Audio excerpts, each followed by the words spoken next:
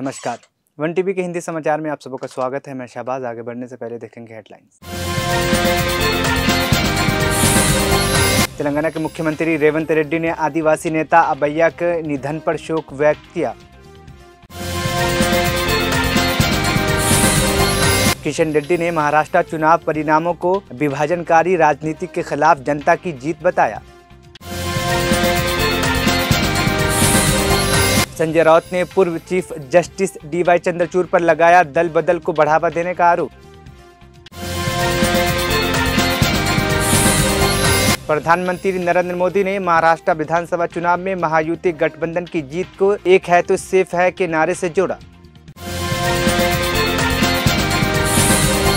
अखिलेश यादव ने संभल में झड़प और आगजनी को लेकर यूपी सरकार पर साधा निशाना। पर्थ टेस्ट के तीसरे दिन कोहली की शानदार शतक और बुमराह सिराज की घातक गेंदबाजी से भारत की मजबूत स्थिति। इजरायली हवाई हमलों में 55 लोगों की मौत। हिजबुल्लाह ने इजराइल को नुकसान पहुंचाने का किया दावा। अब खबरें विस्तार से। तेलंगाना के मुख्यमंत्री रेवंत रेड्डी ने आदिवासी नेता और पूर्व विधायक अबैया के निधन पर गहरा दुख व्यक्त किया है। मुख्यमंत्री ने दिवंगत नेता की आत्मा की शांति के लिए प्रार्थना करते हुए शोक व्यक्त करते हुए परिवार के प्रति उनके गहरी संवेदना व्यक्त की। अपने संदेश में सीएम ने भद्राद्री कोत्तागुडम जिले के लोगों के लिए अबैया द्वारा विधायक के रूप में की गई कई समर्पित सेवा को याद किया और कल्याण के लिए अबैया के योगदान को सराहा और सामाजिक न्याय के प्रति उनके प्रतिबद्धता को भी मान्यता दी। केंद्रीय कोयला मंत्री और तेलंगाना भाजपा अध्यक्ष किशन रेड्डी ने महाराष्ट्र विधानसभा चुनाव के परिणामों को लोगों द्वारा विभाजनकारी राजनीति को नकारते हुए स्पष्ट संकेत दिया है। हैदराबाद में मीडिया से बातचीत करते हुए उन्होंने कहा है कि कांग्रेस के झूठे प्रचार के बावजूद जनता ने एनडीए गठबंधन और नरेंद्र मोदी के नेतृत्व पर विश्वास जताया। उन्होंने बताया कि महाराष्ट्र और गुजरात के विभाजन के बाद यह पहली बार है जब किसी राजनीतिक दल या गठबंधन को भारी बहुमत मिली है। रेड्डी ने यह भी कहा है कि महाराष्ट्र की जनता ने कांग्रेस की जाति धर्म के आधार पर विभाजन की राजनीति को असफल कर दिया है। मंत्री ने महाराष्ट्र और झारखंड में बीजेपी के वोट और सीटों में धीरे धीरे हो रहे सुधार की भी सराहना की। भारतीय जनता पार्टी नेतृत्वंलोनी एनडीए పూర్తి స్థాయిలో విజయం సాధించడం పట్ల హర్షం వ్యక్తం చేస్తా ఉన్నాను। మన దేశానికి ఆర్థిక రాజధాని, వ్యవసాయంలో కానీ ఇతరత్రలో కీలక పాత్ర పోషించేటువంటి మహారాష్ట్ర మరి అనేక రకాలుగా కాంగ్రెస్ పార్టీ అనేక రకాల తప్పుడు ప్రచారం చేసినప్పటికీ కూడా నరేంద్ర మోడీ గారి నేతృత్వంలో మహారాష్ట్రలో డబుల్ ఇంజన్ సర్కార్పై మరొకసారి మహారాష్ట్ర ప్రజలు గతంలో కంటే అత్యధికమైనటువంటి ఓట్లు సీట్లు బీజేపీకి ఇవ్వడం అనేటువంటిది మనం కనిపిస్తూ ఉంది। భారతీయ జనతా పార్టీ వ్యతిరేకంగా గత పార్లమెంట్ ఎన్నికల్లో మహారాష్ట్రలో బీజేపీ వస్తే రిజర్వేషన్ పోతుందని, మరాఠీలకు అన్యాయం జరుగుతుందని ప్రచారం చేసినప్పటికీ అప్పుడు కొంత లబ్ధి పొందడం జరిగింది। కానీ ఈరోజు ఈ 5 నెలల్లో తిరిగి ప్రజలు పూర్తి స్థాయిలో నాకు తెలిసినంత వరకు మహారాష్ట్ర గుజరాత్ విడిపోయినప్పుడు జరిగినటువంటి ఎన్నికల తర్వాత ఇంత ల్యాండ్ సైడ్ విక్టరీ ఒక పార్టీకి రావడం అనేటువంటిది, ఒక అలయన్స్కు రావడం అనేటువంటిది ఇది మొదటిసారి।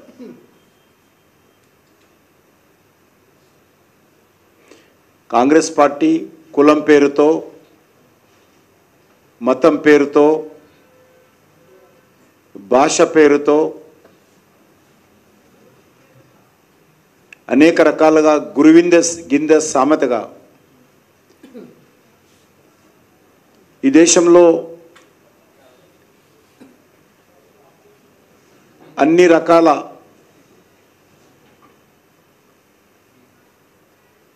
నష్టాలకు, అన్ని రకాలుగా ఈ దేశంలో ప్రజలకు ఇబ్బంది పెట్టినటువంటి పార్టీ కాంగ్రెస్ పార్టీ. అటువంటి పార్టీ భారతీయ జనతా పార్టీ దేశానికి మొత్తం నష్టానికి కారణమైనటువంటి తప్పుడు ప్రచారం రాహుల్ గాంధీ ఎత్తుకోవడం జరిగింది. ఈ మధ్య రాహుల్ గాంధీకి మతిమరుపు బాగా పెరిగిపోయింది. ఈ దేశానికి వాళ్ళ పార్టీయే అత్యధిక సమయం నేతృత్వం వహించిందనేది, వాళ్ళ నాన్నగారు, వాళ్ళ నాన్నమ్మ గారు, వాళ్ళ తాతగారు ఈ దేశానికి ప్రధానమంత్రిగా పనిచేశారని, ఈ దేశంలో 98% రాష్ట్రాలలో కాంగ్రెస్ పార్టీ అత్యధిక శాతం అధికారం వెలగబెట్టిందనే విషయం ఆయన మర్చిపోయి భారతీయ జనతా పార్టీని ఈ దేశంలో ఉన్నటువంటి సకల కారణాలకు కారణమైనటువంటి తప్పుడు ప్రచారం చేసేటువంటి ప్రయత్నం, ఒక వితండవాదం చేసేటువంటి ప్రయత్నం ఈరోజు రాహుల్ గాంధీ చేస్తూ ఉన్నారు.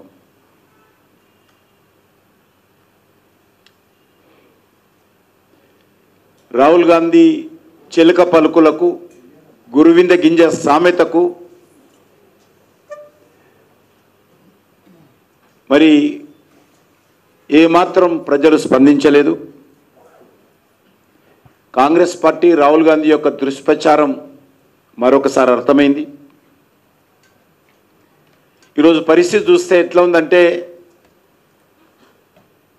జార్ఖండ్లో, మహారాష్ట్రలో కలిపితే 30 సీట్లు కూడా దాటే పరిస్థితి లేదు కాంగ్రెస్ పార్టీ. జార్ఖండ్లో, మహారాష్ట్రలో 2 రాష్ట్రాల్లో వచ్చినటువంటి ఎమ్మెల్యే స్థానాలు చూస్తే 30 సీట్లు కూడా దాటే పరిస్థితి లేదు. అంత ప్రజా వ్యతిరేకత కాంగ్రెస్ పార్టీ కూడగట్టుకున్నది. మహారాష్ట్రలో విపక్ష హోదా కూడా కాంగ్రెస్ పార్టీకి రాలేదు. మోడీ గారి నాయకత్వంలో డబుల్ ఇంజన్ సర్కారు పట్ల ప్రజలకు ఉన్నటువంటి నమ్మకాన్ని ప్రజలు అద్భుతమైనటువంటి తీర్పు ఇవ్వడం జరిగింది.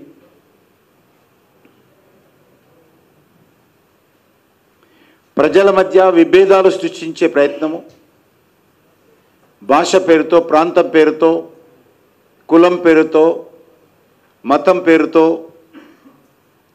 ఏత ప్రయత్నం చేసిందో దానికి మహారాష్ట్ర ప్రజలు తగిన బుద్ధి చెప్పారు.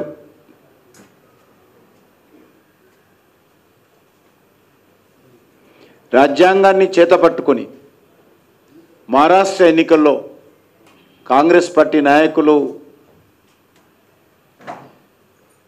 విష ప్రచారం చేశారు. ఎందుకంటే महाराष्ट्र शिवसेना नेता संजय राउत ने पूर्व chief justice D Y Chandrachud की आलोचना करते हुए आरोप लगाया कि उन्होंने महाराष्ट्र में दल बदल करने वाले नेताओं के मन से कानून का डर हटा दिया था। राउत ने कहा है कि आयुक्ता याचिकाओं पर निर्णय न लेने से चंद्रचूड़ ने दल बदल के लिए दरवाजे और खिड़कियां खोल दी थी। यह बयान राउत ने राज्य विधानसभा चुनाव में शिवसेना यूबीटी की करारी हार के बाद दिया है, जहां पार्टी ने महाविकास अघाड़ी के तहत 95 सीटों पर चुनाव लड़ा, लेकिन केवल 20 सीटें पर जीत हासिल कर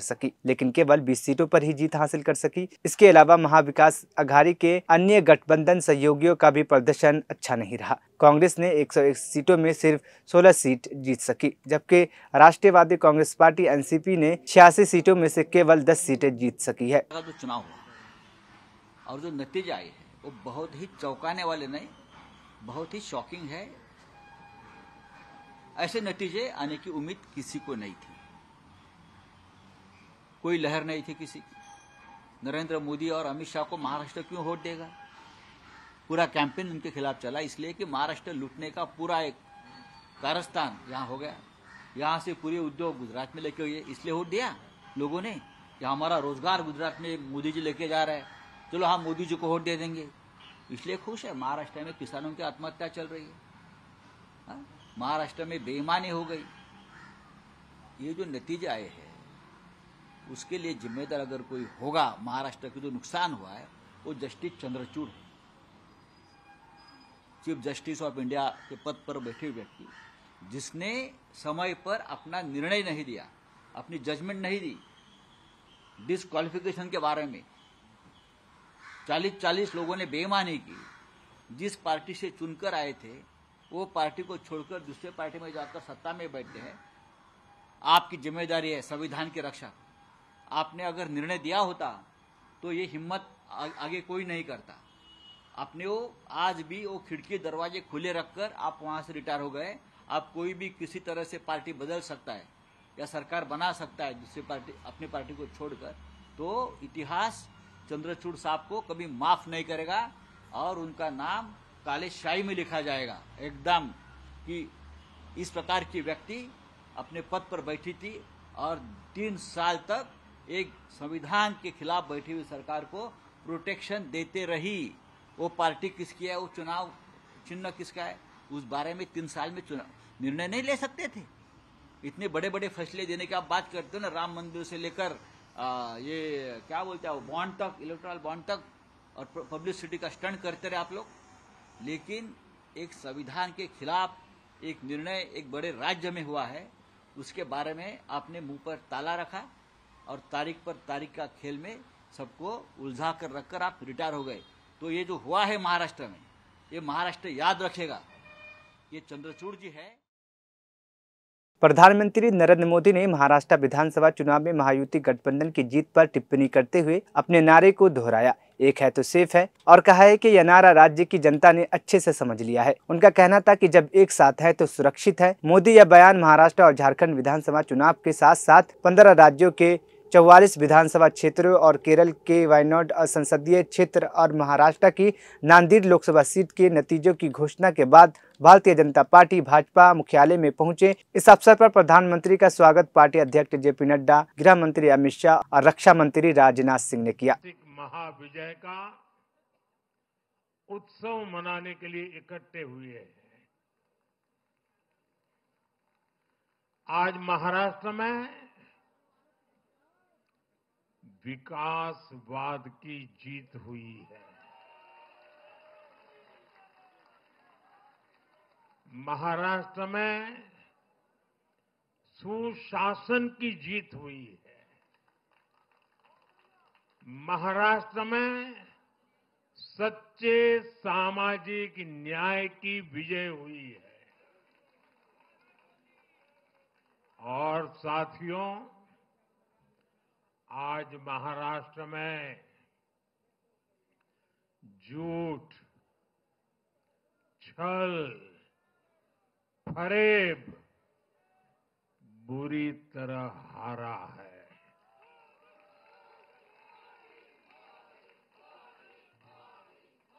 विभाजनकारी ताकतें हारी है। आज नेगेटिव पॉलिटिक्स की पराजय हुई है। आज परिवारवाद की हार हुई है।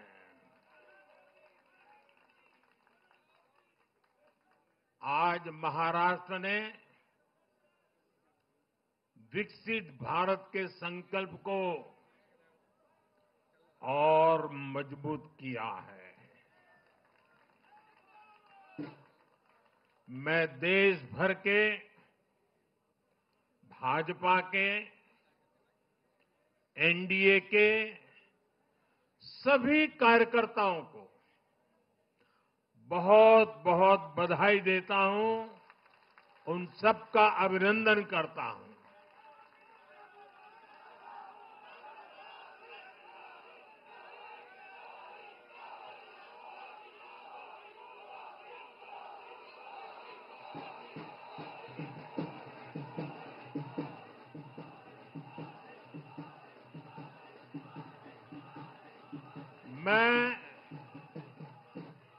श्री एकनाथ शिंदे जी, मेरे परम मित्र देवेंद्र फडणवीस जी, भाई अजीत पवार जी, उन सब की भी भूरी भूरी प्रशंसा करता हूं। साथियों, आज देश के अनेक राज्यों में उपचुनावों के भी नतीजे आए हैं। नड्डा जी ने विस्तार से बताया है, इसलिए मैं विस्तार में नहीं जा रहा हूं। लोकसभा की भी हमारी एक सीट और बढ़ गई है।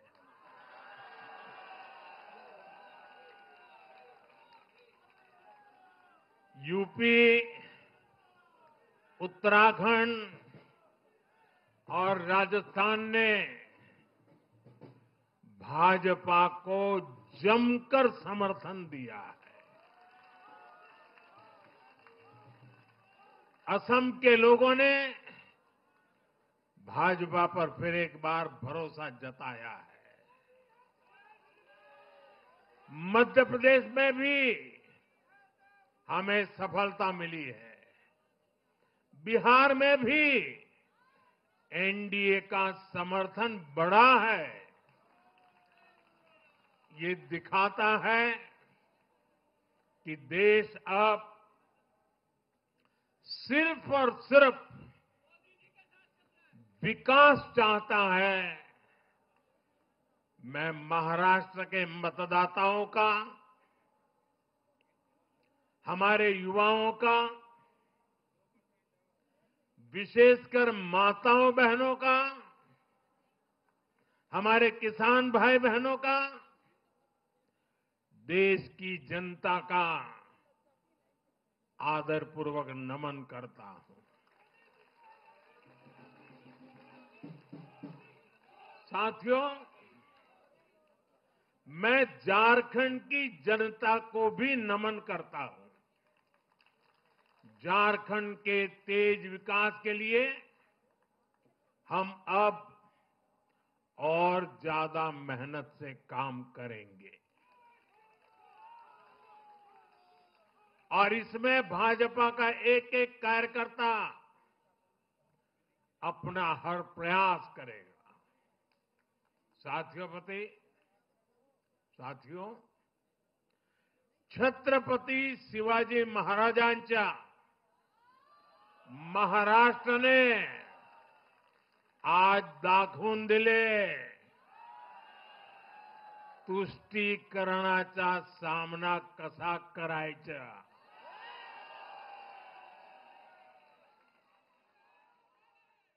छत्रपती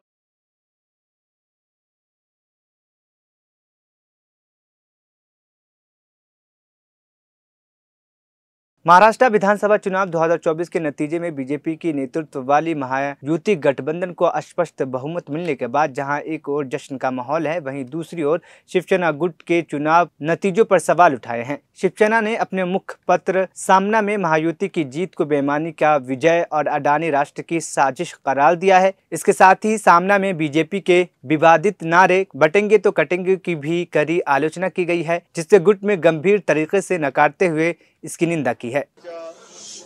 विधानसभा निवडणुकांचा निकाल लागला। पूर्णपणे अनपेक्षित आणि अनाकलनीचा हा निकाल आहे। पटला नाही तरी सुद्धा निकाल लागलेला आहे। कसा लागला हा सर्वांनाच पडलेला प्रश्न आहे।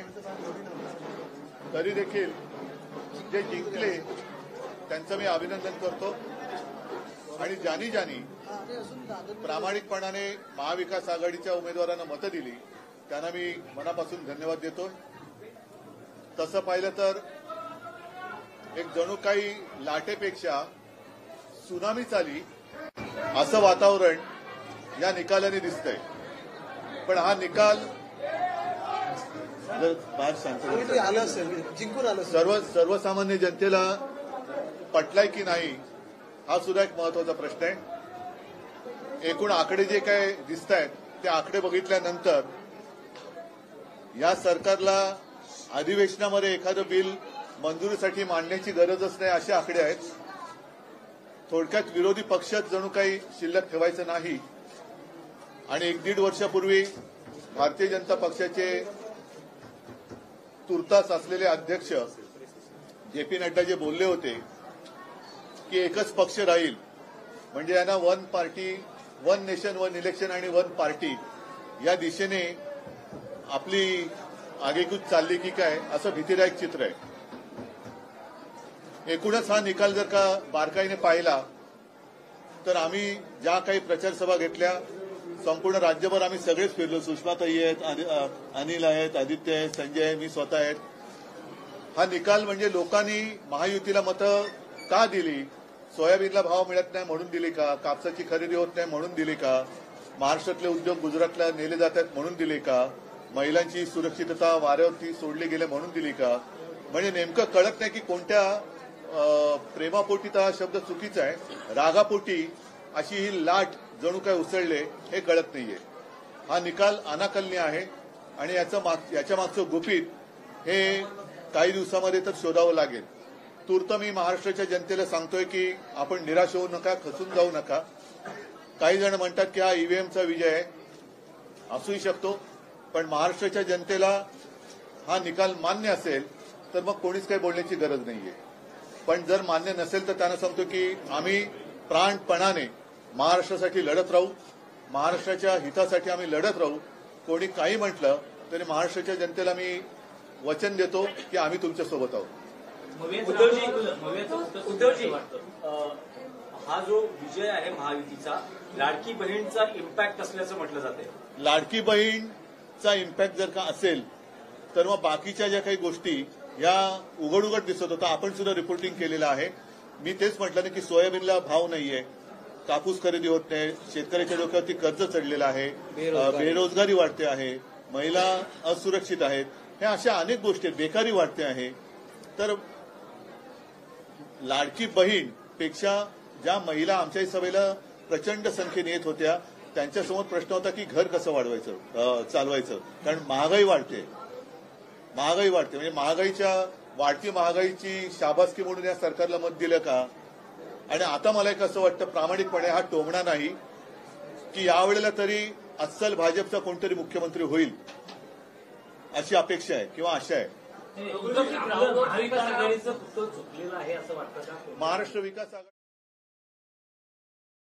उत्तर प्रदेश के संभल जिले में जामा मस्जिद में दोबारा सर्वे के दौरान हुई झड़प और आगजनी की घटना पर समाजवादी पार्टी के प्रमुख अखिलेश यादव ने यूपी सरकार पर कड़ा हमला बोला है. एक प्रेस कॉन्फ्रेंस में अखिलेश यादव ने इसे बेहद गंभीर घटना करार देते हुए कहा है कि इस झड़प में कई लोग घायल हुए हैं और एक युवक की जान भी चली गई है. अखिलेश ने सवाल उठाया कि जब एक बार सर्वे हो चुका था तो दोबारा क्यों कराया गया.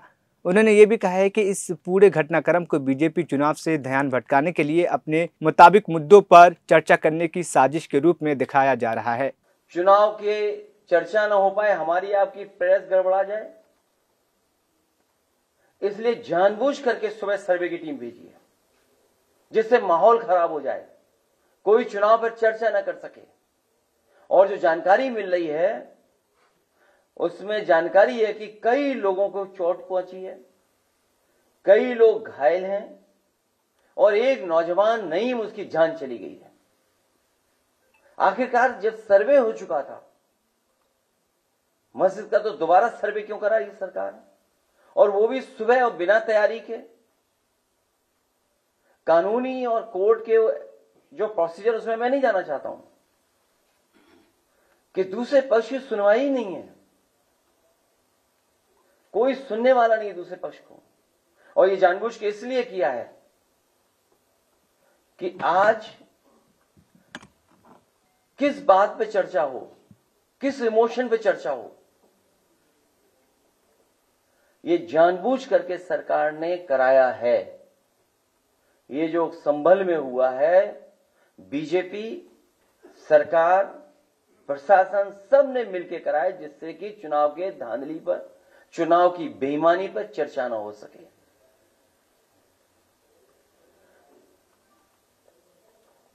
लोकतंत्र में सच्ची जीत लोक से होती है, तंत्र से नहीं. लेकिन ये नया लोकतंत्र जो बनाया भारतीय जनता पार्टी ने, उसमें लोगों को वोट नहीं डालने दे रहे हैं, अपने तंत्र को आगे कर दे रहे हैं। और जब कभी भी निष्पक्ष जांच होगी, जिस समय निष्पक्ष जांच होगी और तमाम वीडियोस जो या सीसीटीवी के माध्यम से जो रिकॉर्डिंग होती है बूथ की, जब उसकी सच्चाई सामने आएगी तो पता लगेगा कि वोटर्स ने वोट नहीं डाला। वहां के उत्तर प्रदेश उपचुनाव और महाराष्ट्र विधानसभा चुनाव में बीएसपी की करारी हार के बाद पार्टी प्रमुख मायावती ने बड़ा ऐलान किया है कि उनकी पार्टी अब कभी भी उपचुनाव में हिस्सा नहीं लेंगी। मायावती ने प्रेस कॉन्फ्रेंस में ईवीएम के इस्तेमाल पर गंभीर सवाल उठाया और आरोप लगाया कि इसके जरिए फर्जी वोटिंग की जा रही है, जिससे बीएसपी को कमजोर करने की साजिश की जा रही है। उन्होंने ये भी आरोप लगाया कि उपचुनाव में सरकारी मशीनरी का दुरुपयोग किया गया है और विपक्षी दल उनकी पार्टी को नुकसान पहुँचाने के लिए अपने वोट बसपा विरोधी उम्मीदवारों को हस्तांतरित कर रहे हैं। काफी खुलकर किया जा रहा है और ये सब हमें हाल ही में हुए यूपी के उपचुनाव में काफी कुछ देखने के लिए मिला है। और इस बार महाराष्ट्र स्टेट में विधानसभा के हुए आम चुनाव में भी इसको लेकर काफी आवाजें उठाई जा रही हैं। ये अपने देश में यह लोकतंत्र के लिए बहुत बड़ी खतरे की घंटी भी है। ऐसी स्थिति में अब हमारी पार्टी ने ये फैसला लिया है कि जब तक देश में फर्जी वोटों को डालने से रोकने के लिए देश के चुनाव आयोग द्वारा कोई सख्त कदम नहीं उठाए जाते हैं, तो तब तक हमारी पार्टी देश में खासकर अब कोई भी उपचुनाव नहीं लड़ेगी। मैं उपचुनाव की बात कर रही हूँ, बाई इलेक्शन की। तो तब तक हमारी पार्टी देश में खासकर अब कोई भी उपचुनाव नहीं लड़ेगी।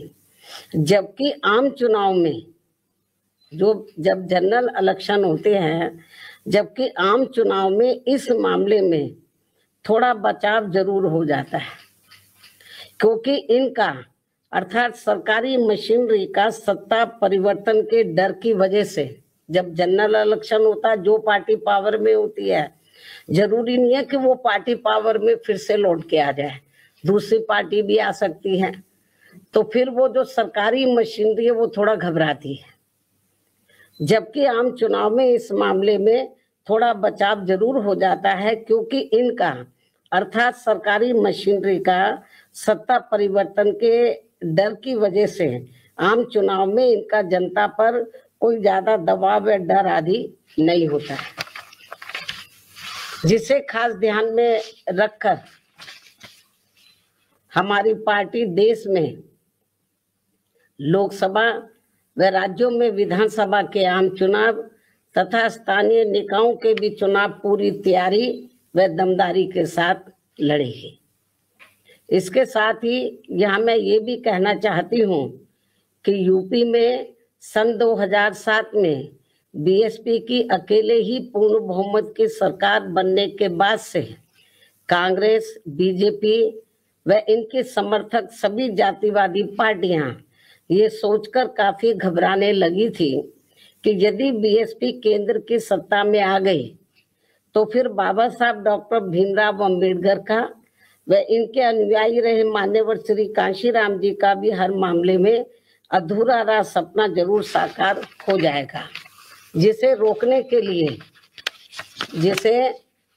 के लिए फिर इन्होंने अंदर अंदर आपस में मिलकर ये जो जातिवादी पार्टियां हैं, कांग्रेस, बीजेपी या कंपनी के जो लोग हैं, फिर इन्होंने अंदर अंदर आपस में मिलकर वे पर्दे के पीछे से खासकर दलित समाज में से बिकाऊ व स्वार्थी किस्म के लोगों के जरिए अब इन्होंने अनेकों पार्टियां बनवा दी है सन 2007 के बाद से, जिनको चलाने व चुनाव लड़ाने आदि पर पूरा धन इन्हीं पार्टियों का लगता है। तभी ये पार्टियां कई कई दर्जन गाड़ियों को साथ में लेकर चलती हैं और अब तो ये हेलीकॉप्टर व प्लेन से चुनावी दौरा भी करते हैं। ऐसी लोगों में ये आम चर्चा है। जबकि हमारी पार्टी बीएसपी इसके लिए पार्टी के लोगों से बीएसपी सदस्यता आदि के जरिए अपना खर्चा खुद उठाती है। यहाँ ये भी गंभीरता से सोचने की बात है। और इतना ही नहीं, बल्कि फिर ये विरोधी पार्टियां अपने राजनीतिक लाभ के लिए उनके हिसाब से उनसे उम्मीदवार खड़े करवा के अब बीएसपी को कमजोर करने में लगी है। इसके साथ ही अब तो इन बिकाऊ व स्वार्थियों को मजबूती देने के लिए अब ये विरोधी पार्टियां अपना खुद का भी वोट ट्रांसफर करवा के इनके हर राज्य में 1-2 एमपी व एमएलए भी जितवा कर भेज रही है। इसलिए ऐसे सभी बिकाऊ व स्वार्थियों की पार्टियों को अब अपने भोले भाले। उत्तर प्रदेश के संबल जिले में रविवार को जामा मस्जिद का दूसरा सर्वे कराने पहुंची टीम पर स्थानीय लोगों ने पथराव कर दिया। इस पर पुलिस ने लाठीचार्ज, आंसू गैस और गोली और फायरिंग के जरिए हालात को काबू करने की कोशिश की। खबरों के अनुसार इस विरोध प्रदर्शन में पुलिस की गोली लगने से 2 मुस्लिम युवक शहीद हो गए हैं। स्थानीय निवासियों का कहना है कि पुलिस अब पूरे इलाके में फैल गई है और स्थिति काफी तनावपूर्ण हो गई है। यह घटना कोर्ट के आदेश पर जामा मस्जिद का सर्वे करने के दौरान हुई है, जिसे लेकर स्थानीय लोगों में जबरदस्त विरोध था।